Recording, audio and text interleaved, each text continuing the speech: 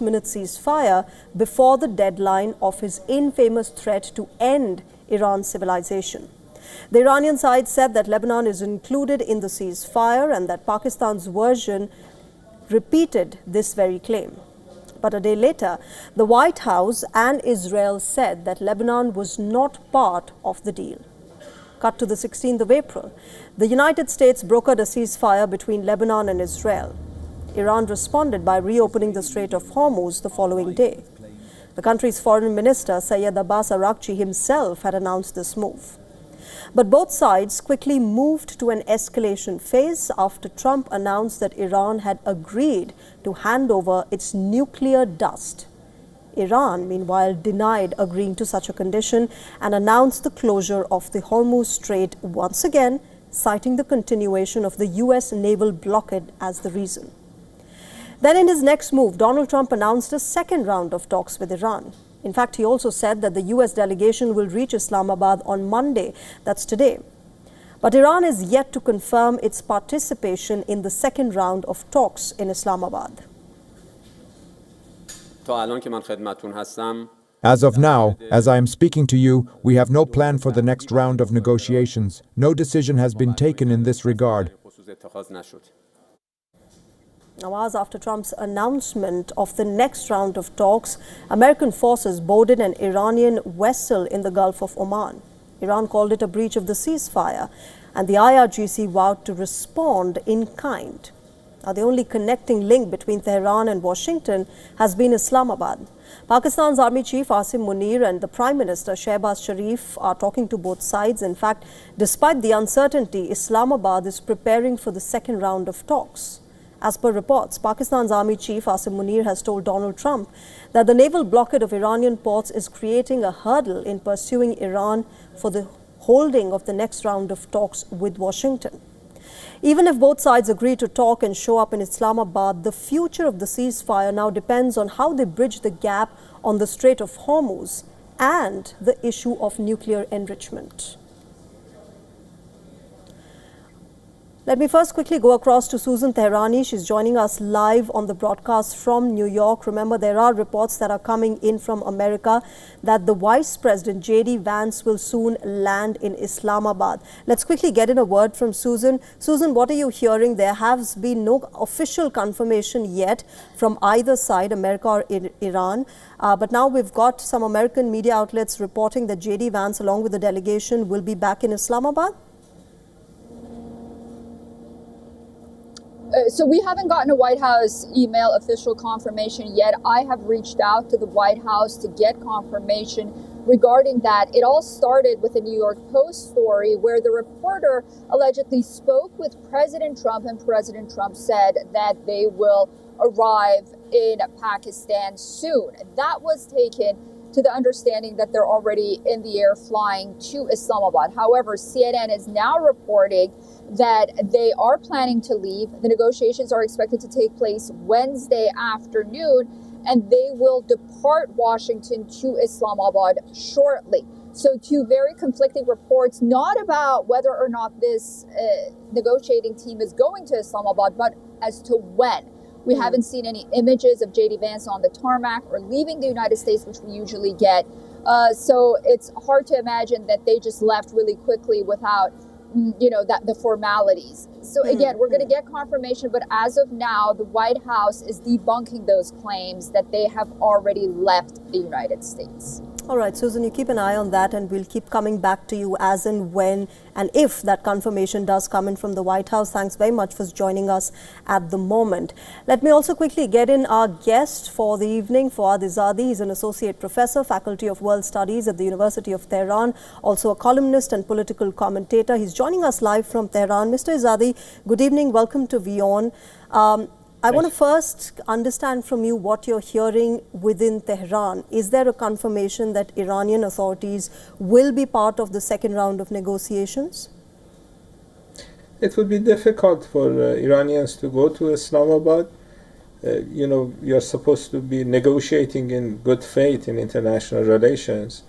And the United States started a blockade of Iran right after the talks last time. and blockading other countries is an act of war under international law. The war on Iran is illegal. The blockade is illegal.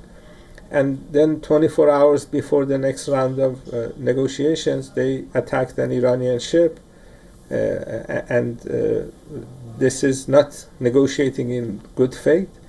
When countries negotiate in good faith, they don't shoot at the other side, and they lower their rhetoric. Trump is tweeting profanity against Iran and ordering these attacks on Iran. So it's very difficult for the Iranian side to go to Islamabad because they don't want to waste their time. They need to make sure that this is not another deception operation. Last time Iran was negotiating with the US, they attacked Iran in the middle of negotiations. So, Mr. Izadi, a lot of experts around the world say that this is a pre-negotiation posturing that Iran is putting up. Last time around, before the first round of negotiations, we also saw Iran denying that it will take part in talks, but then they ended up in Islamabad having those negotiations. What would you say about that? That, this is perhaps posturing, because these kind of threats were coming in from Donald Trump earlier as well. As you know, last time Lebanon was part of the ceasefire agreement. This is not the Iranians saying it. Pakistani Prime Minister specifically mentioned Lebanon as part of the agreement. And then the Iranian side said that these attacks should stop. And the delegation did not go to Islamabad until the other side accepted to stop bombing Beirut. And then, as you know, after a few days, they started a ceasefire in Lebanon as well.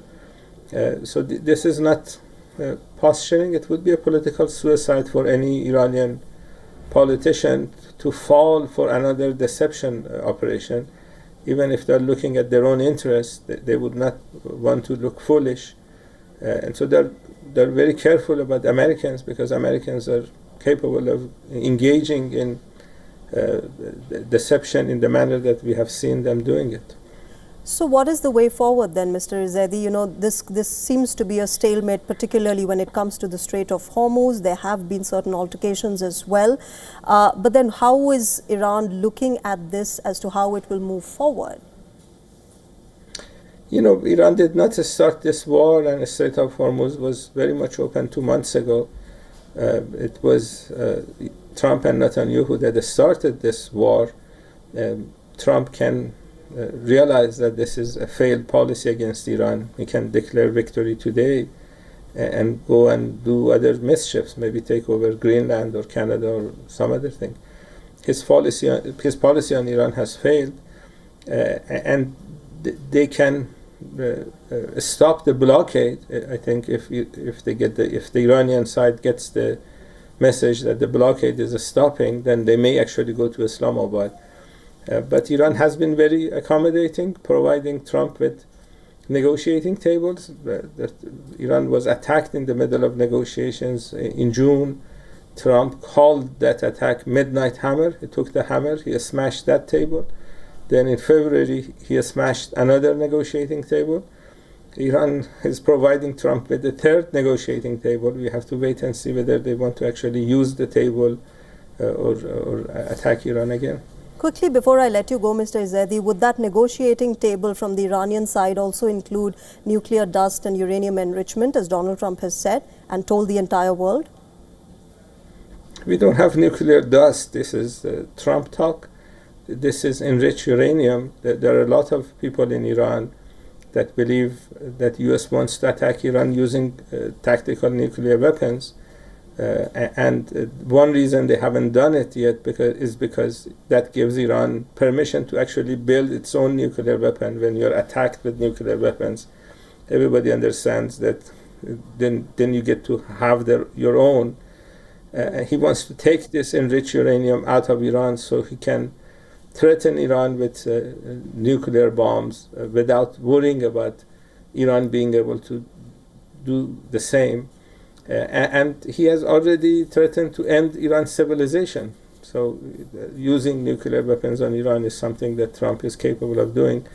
So this is one reason Iranian officials are careful Okay. not to make Trump's life easier. All right, I'll leave it there. Mr. Fouad Izadi, thanks very much for joining us on WION and sharing your perspective. Thank you. All right, with that, let's shift our focus now to UK, where the Prime Minister, Keir Starmer, is delivering remarks in the House of Commons. His speech before the UK lawmakers focuses on the Mandelson affair. Remember, extremely controversial for the Prime Minister, the close ties between the former UK ambassador to the US, Peter Mandelson, and the late convicted sex offender, Jeffrey Epstein. To allow ministers to make judgments on appointments or explaining matters. There he is, Keir Starmer, UK's Prime Minister, speaking in the House of Commons. Take a look. The recommendation in the Peter Mandelson case could and should have been shared with me before he took up his post. Mr. Speaker, let me make a second point. If I had known before he took up his post that UKSV recommendation was that developed vetting clearance should be denied, I would not have gone ahead with the appointment. Mr. Speaker, let me now move to September 2025, because events then and subsequently show with even starker clarity the opportunities missed by Foreign Office officials to make the position clear. Mr. Speaker, on September the 10th, Bloomberg reported fresh details of Mandelson's history with Epstein. And it was then clear to me that Peter Mandelson's answers to my staff in the due diligence exercise were not truthful, and I sacked him. I also changed the direct ministerial appointments process, so full due diligence is now required as standard. Where risks are identified, an interview must be taken pre-appointment to discuss any risks and conflicts of interest, and a summary of this should be provided to the appointing minister. I also made clear that public announcements should not now be made until security vetting has been completed. Mr. Speaker, in light of the revelations in September of last year, I also agreed with the then Cabinet Secretary, Sir Chris Wormold, that he would carry out a review of the appointment process in the Peter Mandelson case, including the vetting. He set out his findings and conclusions in a letter to me on the 16th of September. He advised me in that letter, and again I quote, "The evidence I have reviewed leads me to conclude that appropriate processes were followed in both the appointment and the withdrawal of the former HMA Washington." When he was asked about this, Mr. Speaker, last week, the then Cabinet Secretary was clear that when he carried out his review, the Foreign Office did not tell him about the UKSV recommendation that developed vetting clearance should be denied to Peter Mandelson. I find that astonishing. As I said out Olissi, I do not accept that I could not have been That told is, of course, UK's about the Prime Minister Keir Starmer trying to convince not just British lawmakers but citizens as well as far as the controversial Peter Mandelson saga is concerned. He is, of course, saying that he wouldn't have appointed him if he knew beforehand that he was related to Jeffrey Epstein. Of course, the opposition refuting that claim. It was a vital part of the process. All right, moving on, Israeli Prime Minister Benjamin Netanyahu's return to the witness stand has been delayed. A scheduled court hearing in Netanyahu's corruption trial has been postponed, citing security and diplomatic reasons. Netanyahu's hearing will now be held at a later date. The Israeli Prime Minister's Council submitted a request to cancel his testimony, citing unspecified security reasons. Details about these reasons were presented at the court in a sealed material. This marks the latest in a series of delays. During previous delay requests, Netanyahu's side has used Israel's military operations in Gaza, Lebanon, and Iran as justification for his absence from hearings. There are 3 high-profile cases against Prime Minister Netanyahu. The current trial focuses on a case known as the Gifts Affair. In this case, Netanyahu and his wife are accused of receiving luxury gifts from billionaires in exchange for political favors. Netanyahu's corruption trial is currently in the cross-examination stage. His political career, remember, depends on the outcome of this very trial. If this trial does not conclude or the verdict goes Netanyahu's way, he will be free to run for elections that are scheduled to take place later this year. But if this trial concludes with Netanyahu's conviction, remember, he will be barred from contesting the polls.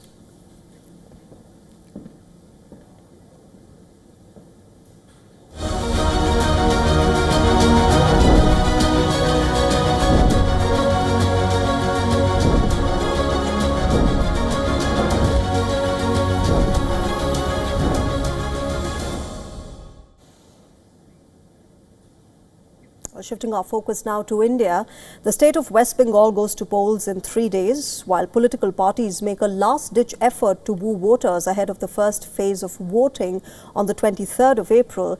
There are many who are still struggling to get their names added back to the voter list after they were deleted during the Special Intensive Revision Exercise, or the SIR. Now, Malda is a district of West Bengal that goes to polls on Thursday this week. For thousands of voters here, it's a race against time to raise their name deletion issue with judicial officers. At the Malda Directorate compound, authorities have set up a makeshift facility to fill out online appeals for voters from rural areas or those with no access to the internet, including the elderly. Me and my sister have always voted in the past. This time, my name is in the list, but my sister's name is missing. That's why I'm here. My name is not there in the voter list. I came here on Saturday to pick up the form, but Saturday the facility was closed. I got the form today. The first few days here at the facility saw a footfall of thousands, but now officials say that only 400 to 500 people visit in one day. A majority of the voters whose names have been excluded appealed against the decision online. Officials say that the immediate correction and appeal exercise will continue till the deadline given by the Supreme Court of India. But after the current election too, this process of appeals will continue.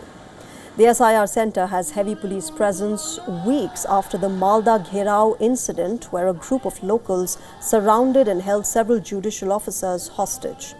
Following the Supreme Court's directive, which allows voters to have their matter heard at the appellate tribunals across West Bengal, judicial officers have heard and closed 6 million matters already. As of last week, more than 3.4 million appeals were still pending.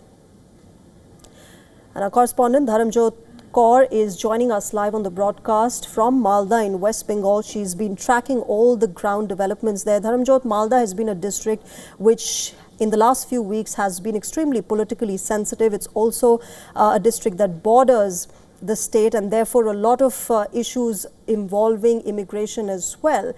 You're there. What are the people saying? What are the kind of issues that they're looking at to be resolved? Number one, of course, is the voter deletion.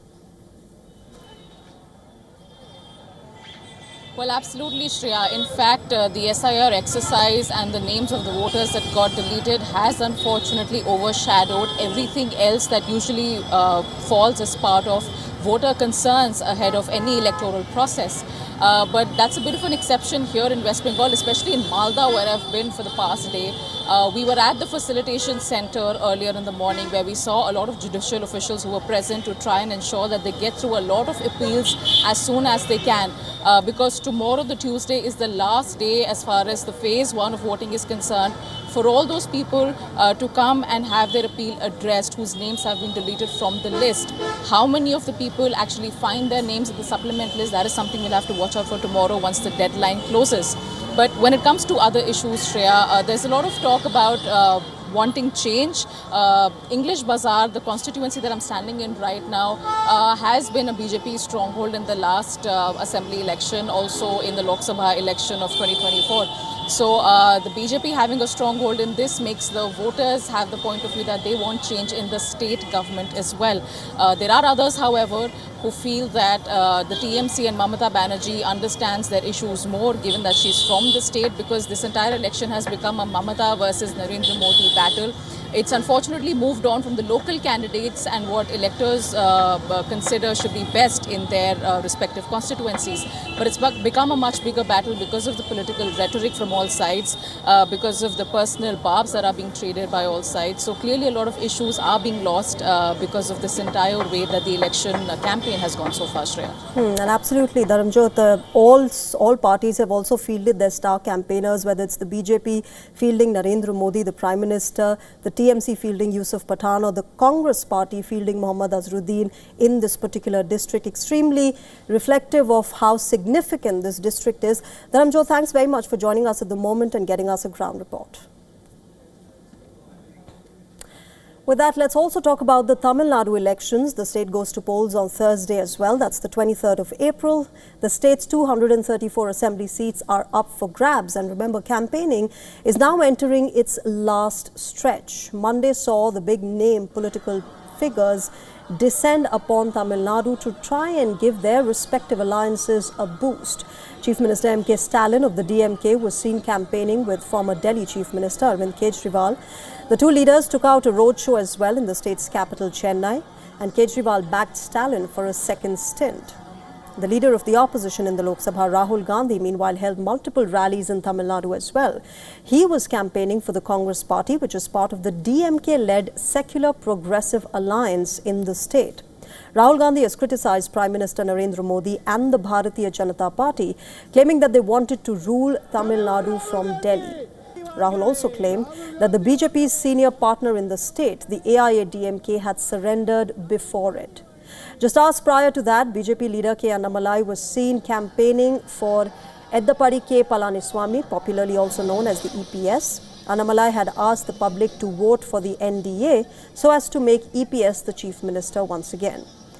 The NDA also brought Andhra Pradesh Chief Minister N. Chandrababu Naidu to campaign for the Tamil Nadu elections. Many of the NDA leaders highlighted the recently failed parliamentary vote on the constitutional amendment over women's reservation and delimitation.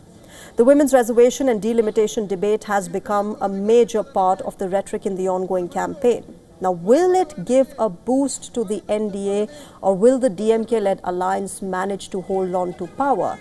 That is the big question. In fact, how much of an impact will the TVK, which is led by superstar Vijay, have on the election is another big question. Remember, Vijay has also been campaigning relentlessly, taking on both the DMK and the AIADMK. Could he end up as the kingmaker or even king after the upcoming polls? The race to power in Tamil Nadu is only reaching a fever pitch, and we'll find out all of these answers soon.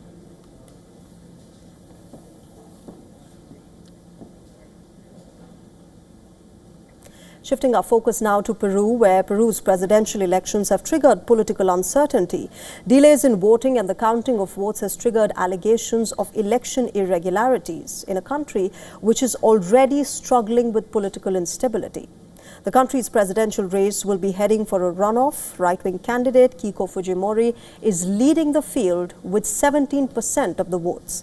She's currently one of the two runoff candidates, but even with 93% of the vote counted, the battle for second place and therefore the remaining runoff spot remains too close to call.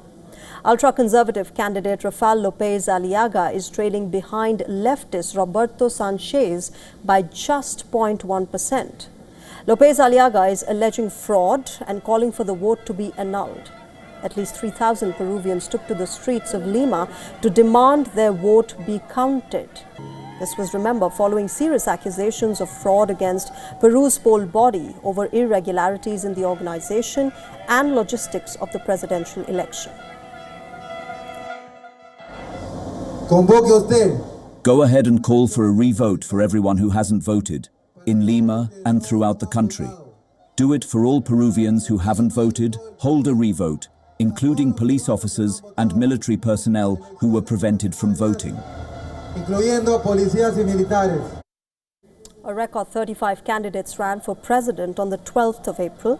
The election was marked by delays in the delivery of election materials, forcing authorities to extend voting for another day in some parts of Lima. The election in Peru, remember, comes at a time of deep political instability. The country has seen 9 presidents in just over a decade. This has fueled public demand for change and an end to what many describe as a revolving door of leadership.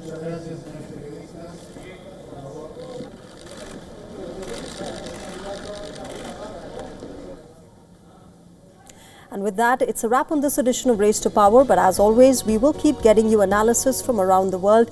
Thanks very much for joining us tonight. Bye-bye.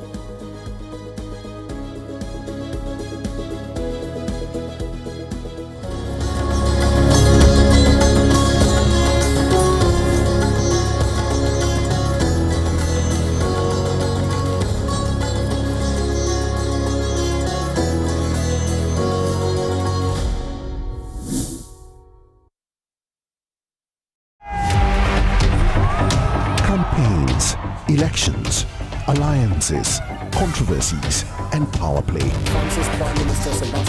Stories that analyze global and domestic politics. A dedicated show with varied perspectives, expert take, citizens' voices, detailed ground reports, and in-depth coverage from political corridors of the world. This is Race to Power, only on WION.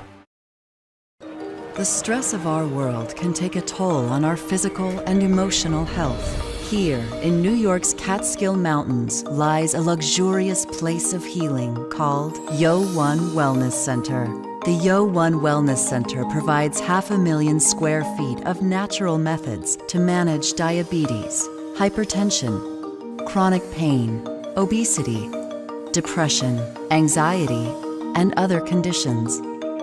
We use the traditions of centuries-old natural science from India, yoga, Ayurveda, acupuncture, and naturopathy in personalized programs that help you take charge of your own health.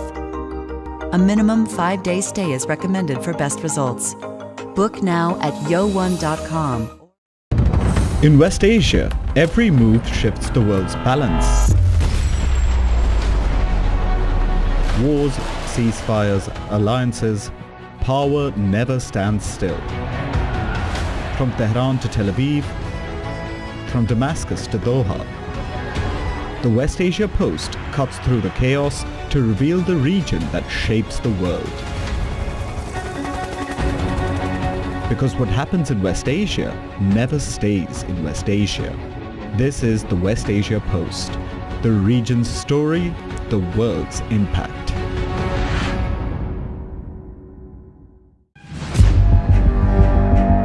Where darkness hides behind every corner. Where the truth is stranger than fiction. A show that dives deep into the stories which shock and mystify. Unsolved murders. Psychopaths who defy explanation. International war crimes. And millions swindled in financial fraud. The victims, the accused, and the sinister plot. Crime is your front row seat to darkness.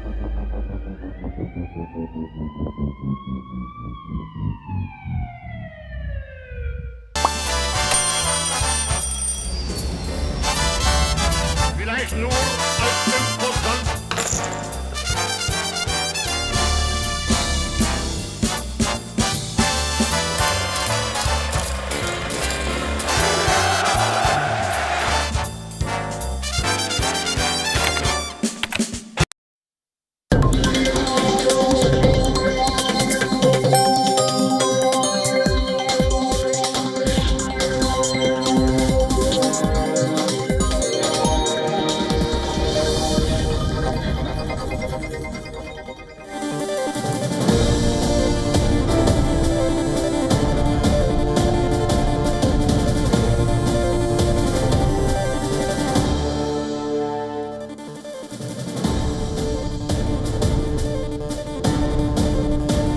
Welcome back and thank you for staying with us. We're live on WION World is One. Time now for Fine Print. I'm Eric Njoka. Let's begin this broadcast with the headlines.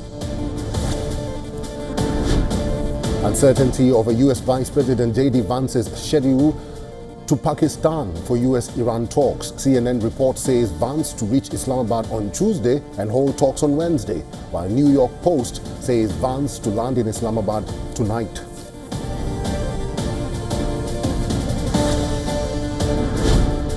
A second round of talks between Israel and Lebanon is set to take place in Washington on Thursday. It will mark the first direct discussions between the two countries since a 10-day ceasefire took effect last week.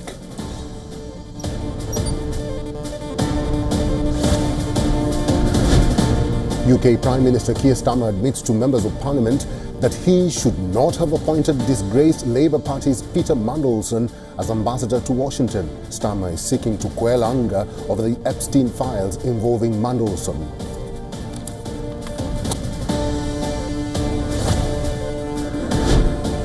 According to reports, members of an Israeli-backed militia operating in an area under Israeli control clashed with Palestinian fighters after crossing into a Hamas-run area east of Khan Yunis.